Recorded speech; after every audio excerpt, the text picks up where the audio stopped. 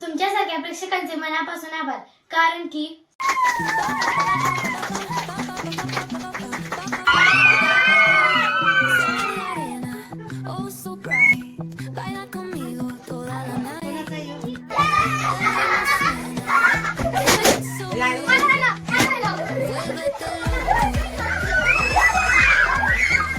आमच्या भटकंतीगांच्या नाटकाचे आमच्या भटकंतीगांचे व्हिडिओ आवडले.